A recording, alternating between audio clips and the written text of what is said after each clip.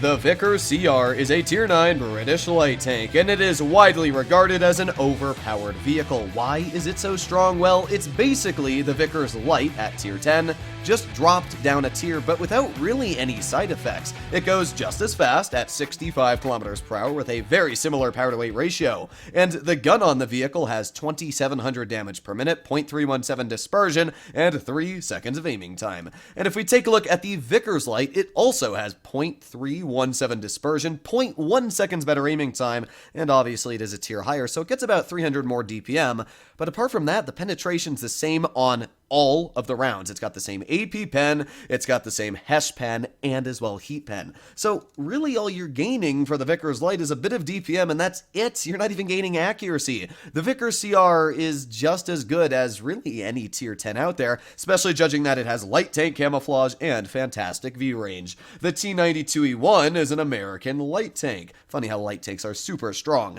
Now the T92E1 has great mobility. It also has the same gun as the Sheridan. Now, its standard pen is pretty poor. It's 220 millimeters, which is 21 millimeters worse than the Sheridan. But the premium pen is the exact same at 341, making it the highest premium pen for a medium/light tank in Tier 9. And even if this was a Tier 10, it would still be the highest heat pen. It can easily butter through any Tier 10 heavy, even an E100 turret, which even vehicles like the Vickers CR definitely struggle to do. This tank also has great aiming time, fantastic on movement dispersion, and 560 alpha damage. Even in the last update, it received more shell velocity on the standard ammunition. The T92E1, even in a battle like this, where you're mainly up against tier 10s, does not feel threatened, at least in my personal opinion, as this is just about as overpowered as I'd say the Vickers CR is. So we're going to play both of these tanks, show just how strong it is, but as well, I wanted to tell you about a nerf that is happening to these tanks. In my previous video, I talked about this,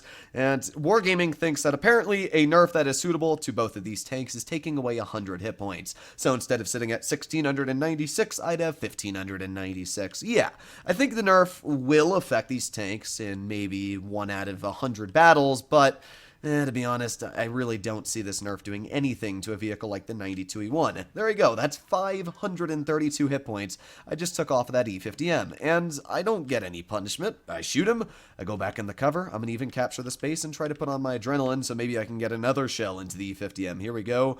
Reloading, 3, 2, 1, and well, we just fire a heat shell. We miss, no problem. Drive back in the cover. That's just why being a light tank is great, is that you can outspot really anything you're up against because you've got camouflage and they don't. My Bash Chatillon should hopefully be able to shoot that guy. And while that's going on, I'm trying to aim in on this AMX 5120 across the map, although we also have the 92E1. Ooh, fire, and oh, right into his gun mantlet. Well, I can't really say that's the gun's fault because we did shoot that across the entire map. That was just a bit of bad luck. Either way, I'm going to be pushing up towards mid. Hopefully we can get a shell out maybe into the 5120 or Grill 15. Here we go. And, well, let's see. There's the T100 LT. And actually, I'm going to shoot at the T100 because I hate fighting those things. So there you go. That's 600 hit points we took off of him. And now we back in the cover again. I mean, you can see how accurate this gun is. For really 560 alpha, it's kind of stupid. Well, 4 more seconds left. We'll have another shell ready. Let's see if we can get it tapped into an opponent. We got the AMX 5120 over here, and a fire. There you go, 515 damage, and there you go again. We poked, we got away with it, and we have bled literally nothing. They only have 4 tanks left, and yeah, we might not get a lot of damage out, but you can imagine how if this game lasts any longer and you're able to use this alpha damage anymore, how you can quickly pull out a lot more damage. So here we go, we got the 5A off to my side. Nice tap into his tank for 576, and back on the cover again. We are bleeding nothing. These are tier 10 opponents that stand literally no chance against my T92E1. So here we have it. 3 more seconds. We'll have another shell ready for the 5A. We're going to aim it on his side. 526. Now we're up to 2,700 damage. This game might not look like I could have gotten out a lot of damage, but we should quite easily be able to break 3,000 damage as long as we are able to penetrate 1 more shell. You also have the same module damage as a 150 millimeter, meaning that if you have the opportunity to shoot at ammo racks like the 60 TP has, you can ammo rack it. But just this game alone, we did over 3,200 damage. A battle that I put 0 effort into. I'm on literally negative sleep after doing my live stream. I haven't slept all night.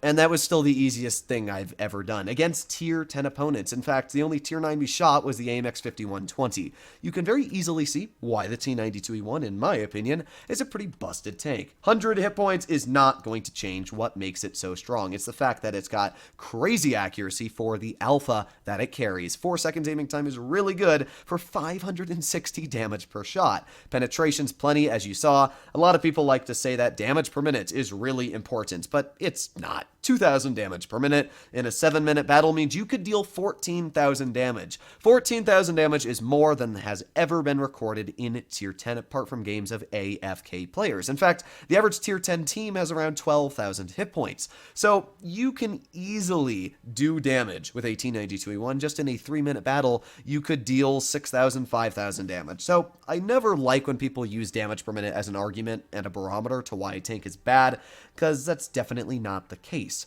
The Vickers CR, well, let's see what this tank can do. Same thing, by the way. This vehicle is also losing 100 hit points. Whoa.